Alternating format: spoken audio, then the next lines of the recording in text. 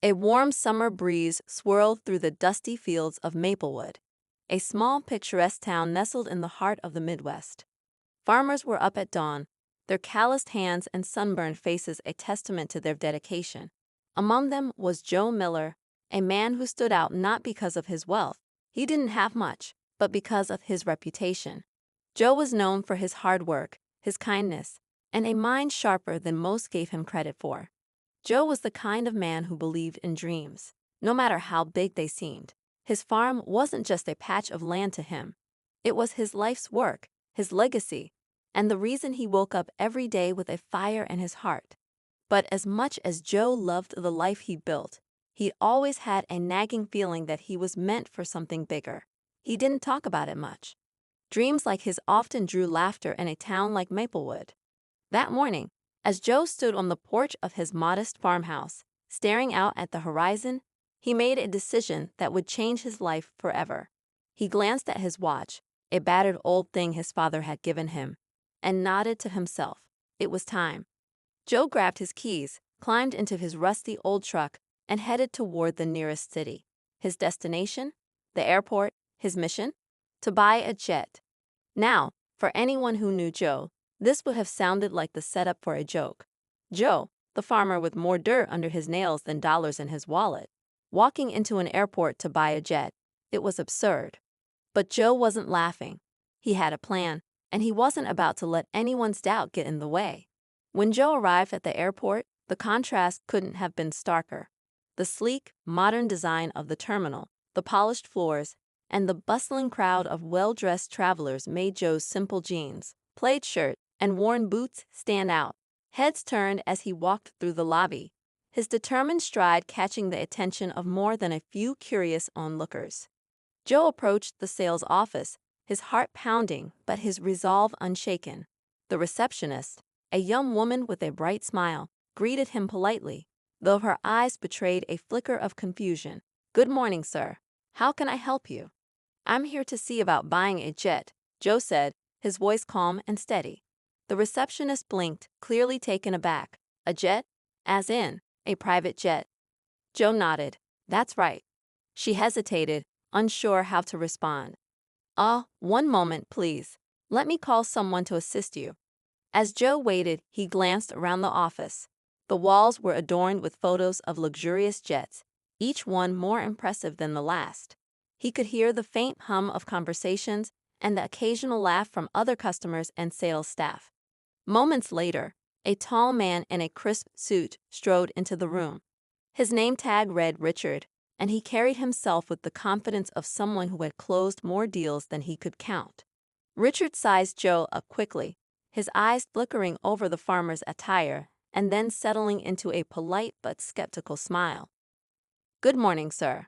I'm Richard. I understand you're interested in purchasing a jet." His tone was courteous, but there was an edge of disbelief that he couldn't quite hide. Joe met Richard's gaze, unflinching. "That's correct." Richard chuckled, a sound that was more condescending than amused. "Well, Mr. Miller, Joe Miller. Mr. Miller, jets aren't exactly an off-the-shelf purchase. They're a significant investment. May I ask what type of jet you're looking for?" Joe didn't miss the patronizing undertone, but he didn't let it rattle him. "Something reliable, efficient. I've done my homework, and I know what I need." Richard raised an eyebrow. "You've done your homework? That's good to hear. May I ask about your budget?" Joe reached into his pocket and pulled out a folded piece of paper. He handed it to Richard without a word. The salesman unfolded it, scanning the neatly written figures. His smirk faltered. This is quite a substantial amount," Richard stammered, the confidence in his voice wavering.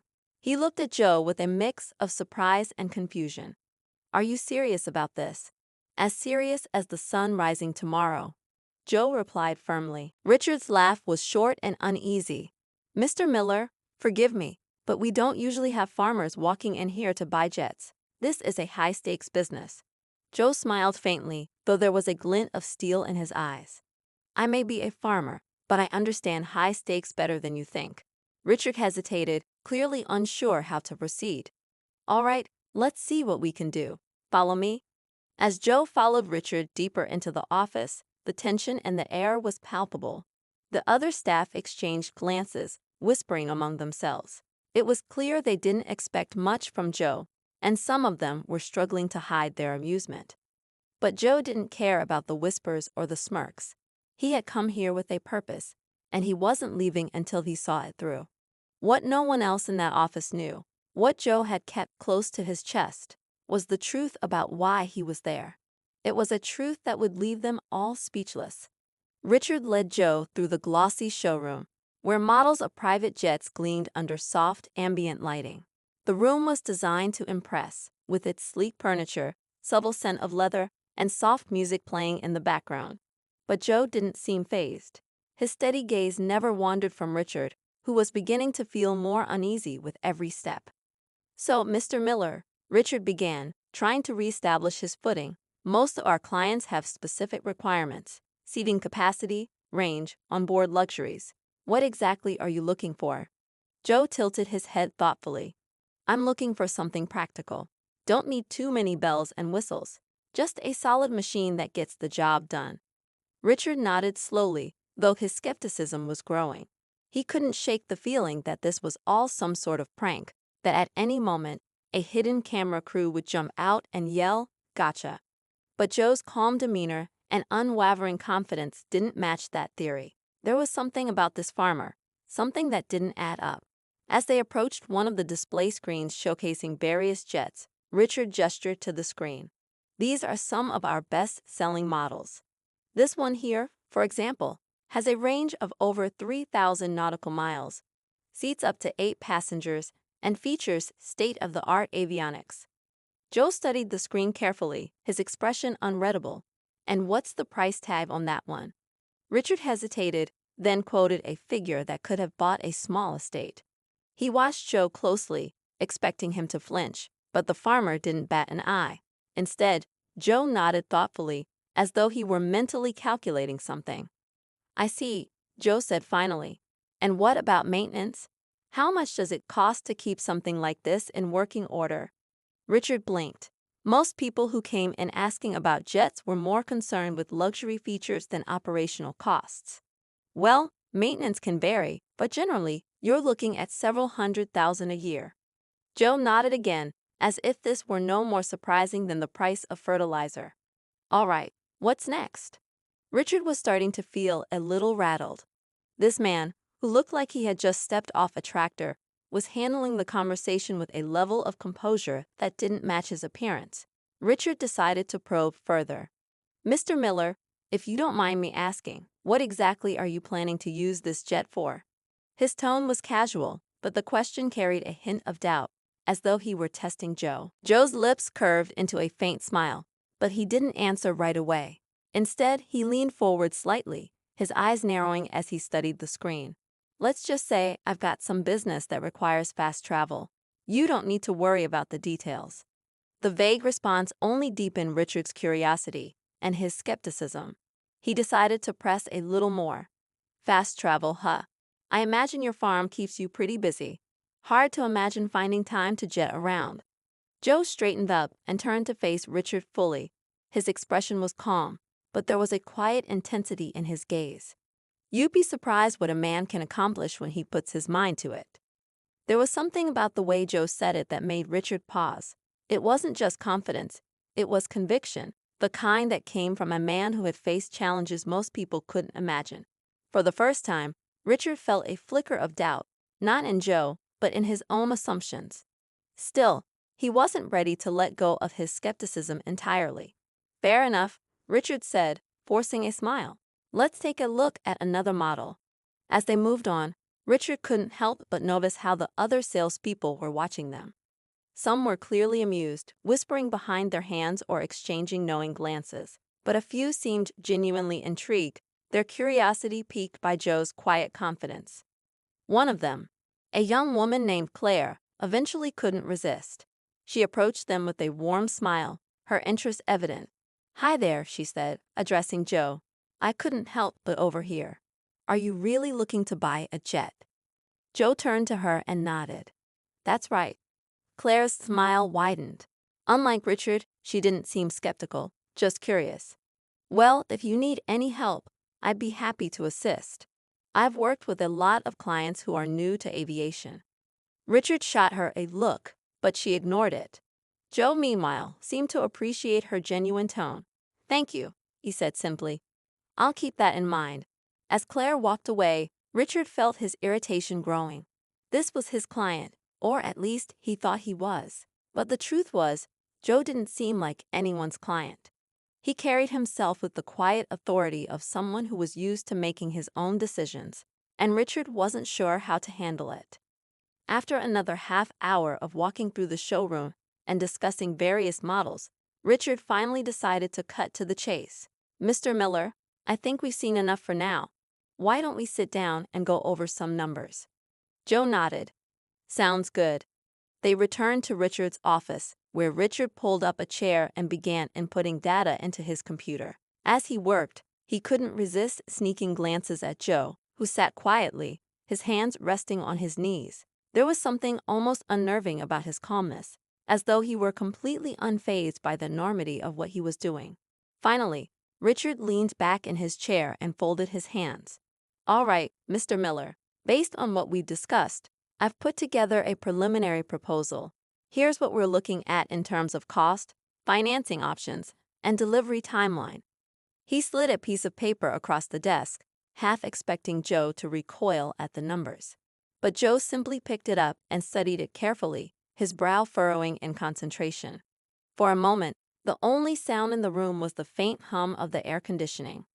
After what felt like an eternity, Joe set the paper down and looked up at Richard. "That all seems reasonable," he said. "Now, let me show you something."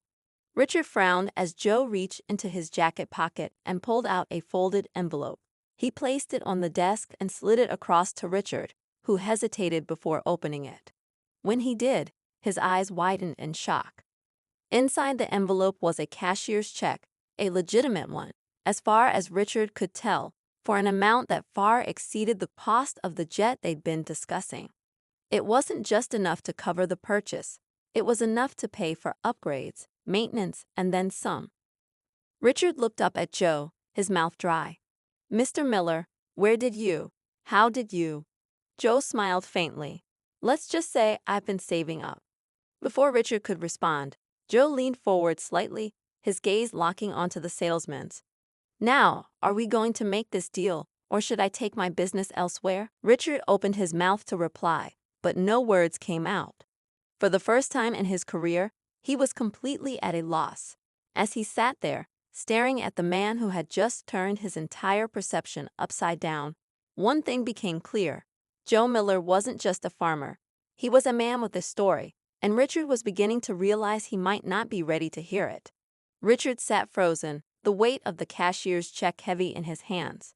The numbers printed on it seemed to taunt him, their undeniable authenticity unraveling every assumption he had made about Joe Miller. 1,000 questions swirled in his mind, but none found their way to his lips. Across the desk, Joe leaned back in his chair, calm and composed, as though this moment wasn't monumental at all. Finally, Richard managed to speak. "Mr. Miller, this is quite the sum. I have to admit, I didn't expect." Joe held up a hand, cutting him off gently but firmly. "No need to explain. I know what you thought. Everyone in this building probably has the same idea about me. Just a farmer who got lost on his way to the tractor dealership." His tone wasn't bitter or accusatory, but there was an undeniable edge of truth in his words. Richard flushed, but before he could respond, Joe continued. "It's all right. People have been underestimating me my whole life. Doesn't bother me anymore.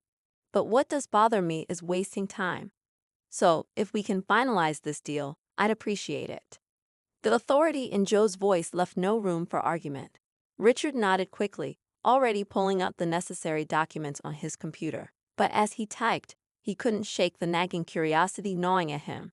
How had Joe, a man whose boots still carried traces of dirt from his farm, managed to pull off something like this? What was the story behind the money? Meanwhile, in another corner of the showroom, Claire had been watching the scene unfold through the glass walls of Richard's office. She couldn't hear the conversation, but the expressions on their faces told her enough. She could see the tension in Richard's posture, the shock that lingered even as he worked, and she could see Joe, calm and confident, with a presence that seemed to fill the room. Claire found herself wondering about this mysterious farmer. What had brought him here?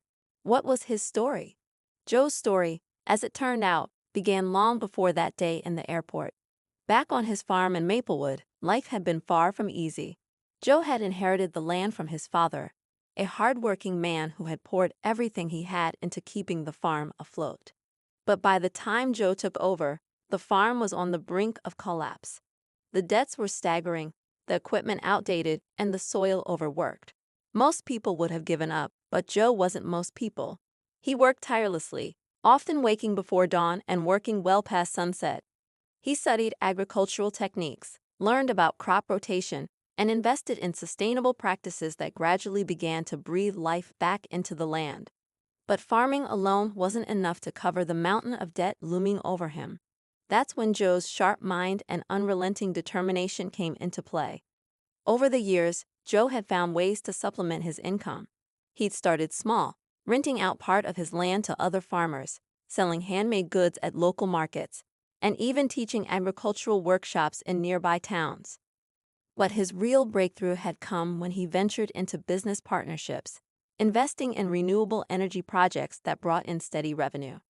Behind the scenes, Joe had been building something far greater than anyone realized. He wasn't just saving his farm, he was creating a legacy. And now, with his hard-earned wealth, he was ready to take the next step. The jet wasn't just a luxury or a status symbol. It was a tool, a way to expand his reach, to connect with partners and opportunities that would have been impossible otherwise. But Joe wasn't the type to explain himself unless he had to. Let them wonder, he thought. Let them guess. The truth would reveal itself in time. As Richard finalized the paperwork, the office door opened and Claire stepped inside, carrying a tray with 2 cups of coffee. She placed it on the desk with a warm smile. "Thought you might need this," she said, her eyes flickering toward Joe. "Long day, I'm guessing." Joe nodded, a hint of a smile playing at his lips. "Something like that. Thank you." Richard, still slightly flustered, mumbled his thanks and returned to his computer. Claire lingered for a moment, her curiosity getting the better of her. "If you don't mind me asking," she said cautiously, "what made you decide to buy a jet?" Joe looked at her, his expression thoughtful. For a moment, it seemed like he might brush the question aside. But then he said, "Sometimes, to get where you're going, you need the right tools. This is one of them." Claire nodded slowly, sensing that there was more to the story but knowing better than to press. "Well, I hope it serves you well." As she left the room, Richard glanced up from his computer, his unease giving way to a mix of respect and bewilderment. "Mr. Miller, I have to say, you're full of surprises." Joe chuckled softly. "Life's more interesting that way, don't you think?" By the time they finished the paperwork, the tension in the room had shifted. Richard, who had started the day doubting Joe at every turn, now found himself both impressed and humbled. But the mystery of who Joe really was, and what he planned to do next, still lingered, unanswered. As Joe walked out of the office, the contract in hand, the whispers in the showroom grew louder. Salespeople exchanged incredulous glances, their earlier amusement replaced by genuine astonishment. Joe, however, paid them no mind. He had come here with a purpose, and he had accomplished it. Outside, as he stepped into the warm afternoon sunlight, Joe paused for a moment, taking in the sight of the planes parked on the tarmac. The jet he had just purchased wouldn't be ready for delivery for a few weeks, but that didn't matter. He had waited years to get to this point. A few more weeks wouldn't hurt. As he climbed into his truck and started the engine, a sense of satisfaction washed over him. But deep down, he knew this was just the beginning. There were still challenges ahead, still battles to be fought. And while the people at the airport might have seen this as the end of a remarkable story, Joe knew better. The real story was only just beginning. Joe's truck rumbled along the highway, the faint hum of the tires blending with the occasional chirp of cicadas from the roadside. The sun was setting, casting a golden glow across the fields that stretched endlessly on either side. For the first time in a long while, Joe felt a rare mix of triumph and anticipation. But beneath that calm exterior, his mind was working overtime. The jet was just a piece of a much larger puzzle, a puzzle that few people, if any, fully understood. Back in Maplewood, the chatter had already started. Word traveled fast in small towns, and the sight of Joe driving back from the city with a quiet but satisfied look on his face had people buzzing. At the local diner, old-timers sipped their coffee and speculated about what Joe might be up to. Some dismissed it as nonsense, but others weren't so sure. Joe had always been a man of surprises. Meanwhile, Joe's closest friend, Tom, sat on the porch of the farmhouse, waiting for him to return. Tom had been Joe's confidant for years, the one person Joe trusted enough to share pieces of his plans. But even Tom didn't know everything. As Joe's truck pulled into the driveway, Tom stood and gave a short wave, his curiosity already piqued. "Well," Tom said as Joe climbed out of the truck, "you gonna tell me what's got you driving around with that look on your face, or do I have to guess?" Joe chuckled softly, walking up to the porch with a steady gait. "Let's just say it's been a productive day." Tom raised an eyebrow. "That so? Heard you were at the airport, buying a plane," they said. Joe didn't answer right away. Instead, he leaned against the porch railing and looked out at the horizon, where the last rays of sunlight were fading into twilight. "Not a plane," he said finally. "A jet." Tom let out a low whistle, his expression a mixture of amazement and concern. "A jet? Joe, what in the world are you planning to do with a jet?" Joe turned to face his friend, his expression serious. "Tom, you know better than most what I've been working toward. The farm, the partnerships, the investments, it's all connected. This jet is the next step. It's not about showing off or living big. It's about reaching the people I need to reach, making the deals that'll secure everything we've built here." Tom studied his friend's face, searching for any sign of doubt or hesitation, but he found none. "You've thought this through, haven't you?" "Every detail," Joe replied, "but I didn't come to this decision lightly. You know me, Tom. I'm not one for unnecessary risks." Tom nodded slowly, but he couldn't help voicing the question that had been nagging at him. "You sure about this, Joe? This is a whole different level of everything." Joe's gaze didn't waver. "I'm sure. This is the right move." Tom sighed, running a hand through his hair. "All right then, I guess I'll have to trust you. But you better be ready for the questions and the judgment. You know how people around here can be." Joe smiled faintly. "Let them talk. They've been talking about me for years. It hasn't stopped me yet." The days that followed were a whirlwind of activity. Joe threw himself into preparations, finalizing deals, coordinating with partners, and mapping out the logistics of his new venture. But as much as he tried to focus, he couldn't ignore the growing tension in the air. Rumors about the jet had reached the ears of people far beyond Maplewood, and not all of them were harmless. One evening, as Joe was working late in his barn-turned office, he noticed the headlights of an unfamiliar car pulling into his driveway. He stepped outside, his instincts on high alert. A man in a suit stepped out of the car, his movements smooth and calculated. He looked like he belonged in a boardroom, not on a farm. "Mr. Miller," the man said, extending a hand. "My name's Mark Bennett. I represent a group that's very interested in what you've been up to." Joe didn't take the hand right away. His eyes narrowed slightly. "What group would that be?" Mark's smile was polite but thin, as though he were used to keeping his true intentions hidden. "Let's just say we're in a similar line of work. We've been watching your progress, and we're impressed. But we're also concerned." "Concerned?" Joe repeated, his tone calm but firm. "About what?" Mark leaned casually against his car, his demeanor friendly but his words pointed. "You're stepping into a world where the stakes are higher than you're used to. A jet, international partnerships. It's a big leap from farming, don't you think?" Joe crossed his arms, his posture unyielding. "I've been stepping up my game for years, Mr. Bennett, and I've done just fine so far." Mark chuckled softly, as though he'd expected that answer. "I admire your confidence, Mr. Miller, but let me give you a piece of advice. Be careful who you trust. This business can be unforgiving."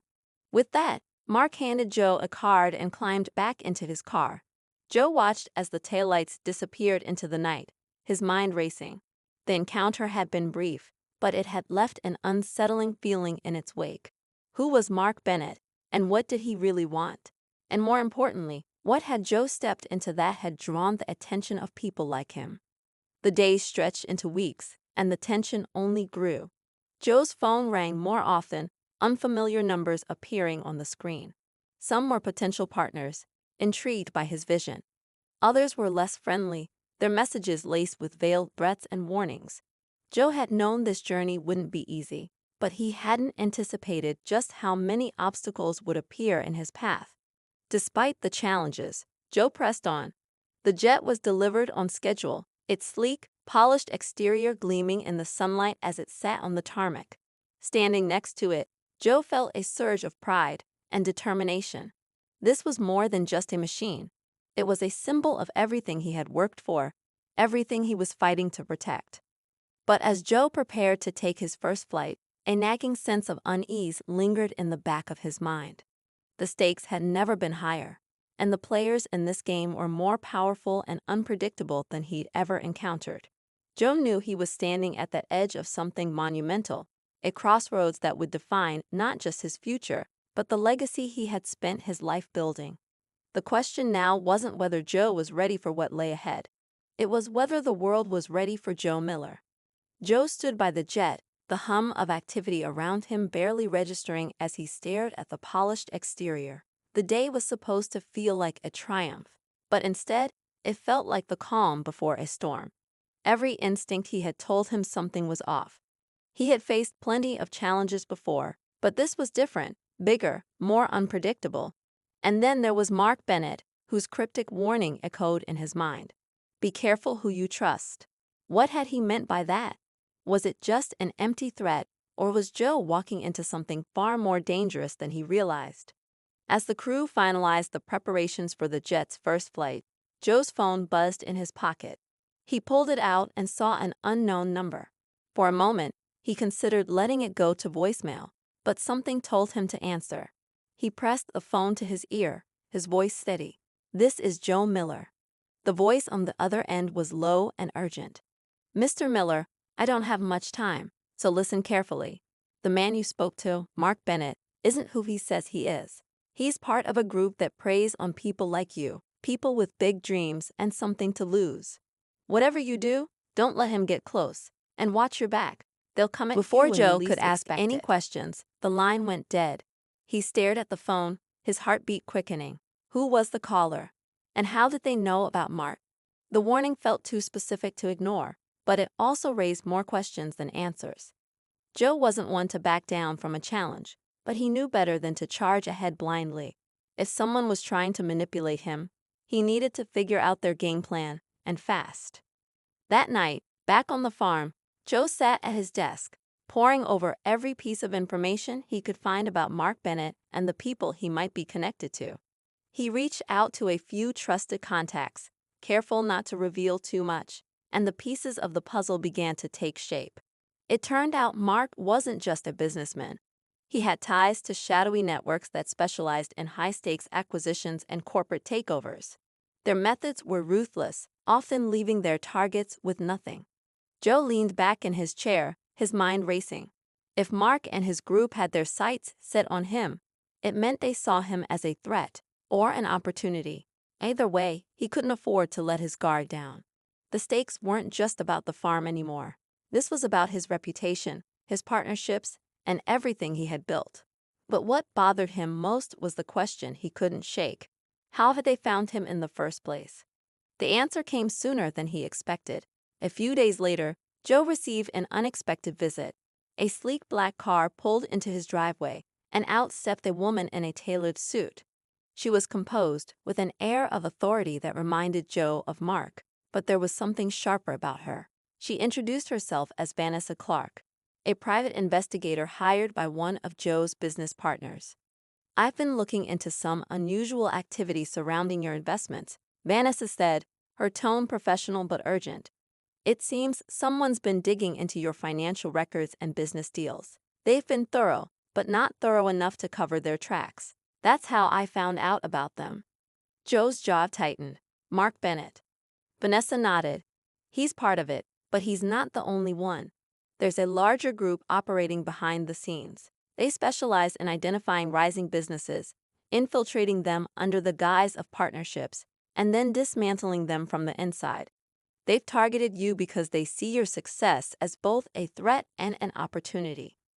Joe listened intently, his frustration mounting. So, what's their plan? How do they take people down?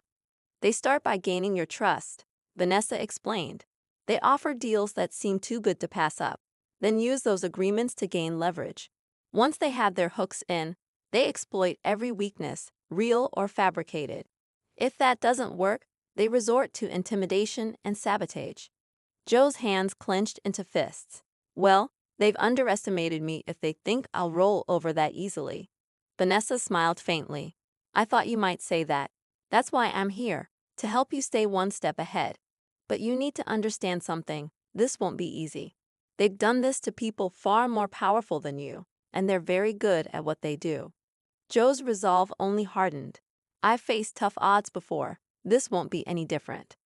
Vanessa studied him for a moment, then nodded. All right. If you're serious about fighting back, we need to start now. They'll make their move soon. And when they do, you need to be ready. The next few weeks were a blur of strategy meetings, legal consultations, and sleepless nights. Vanessa helped Joe fortify his defenses, both financially and legally, while Tom and the rest of Joe's team worked to secure their operations. But despite their best efforts, the sense of impending danger never fully dissipated.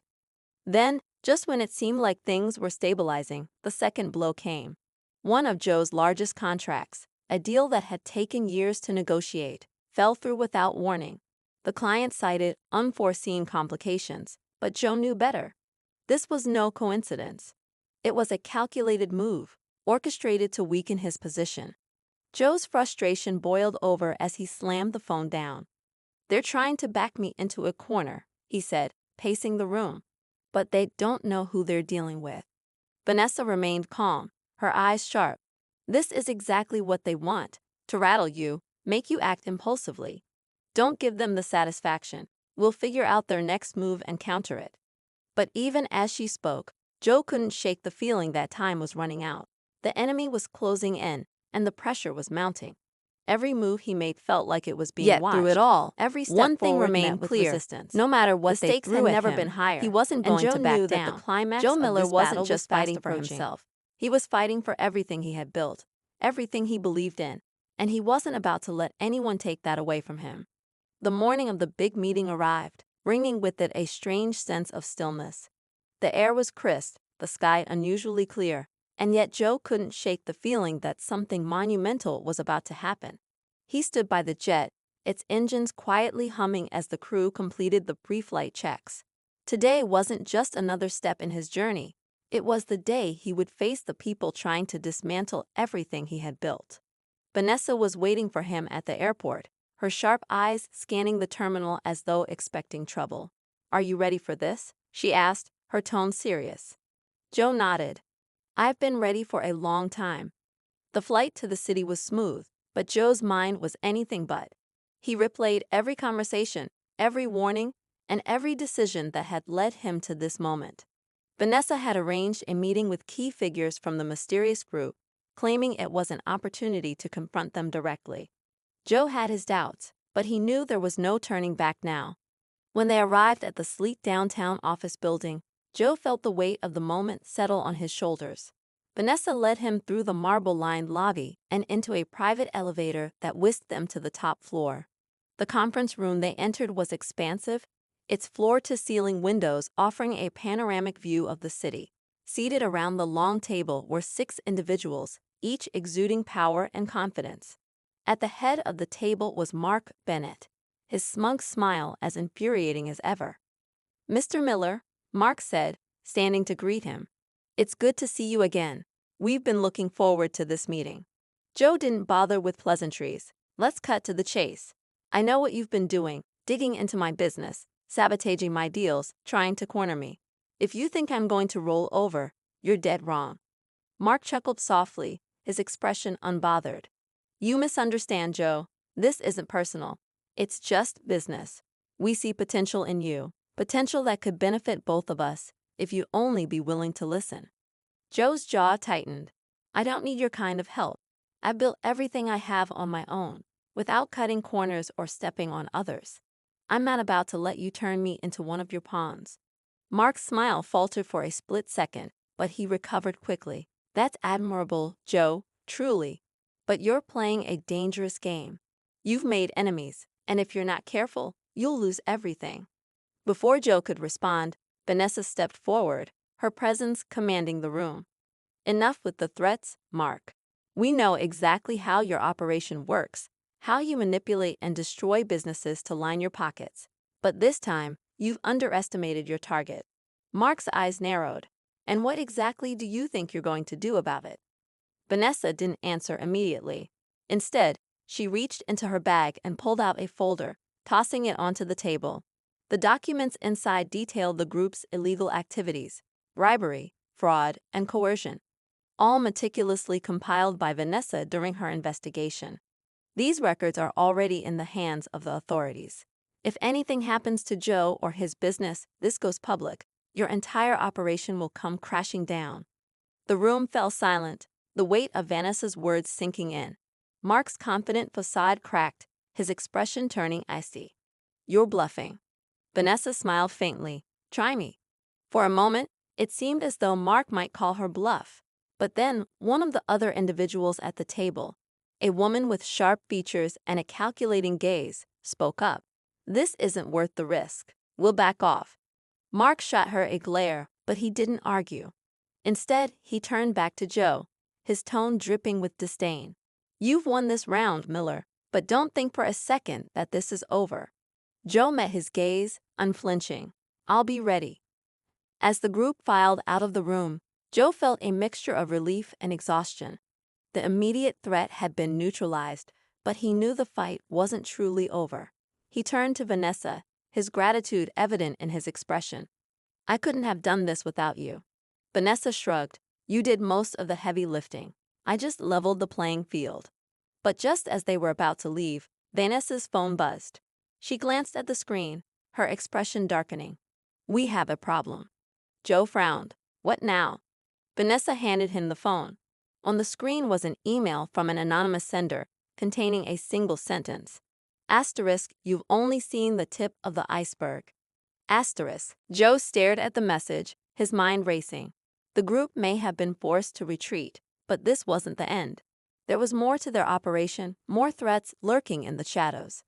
Joe had won the battle, but the war was far from over. As he walked out of the building and into the bustling city streets, one thing was clear. He wasn't just fighting for his farm anymore. He was fighting for something much bigger, a fight he was determined to win, no matter the cost.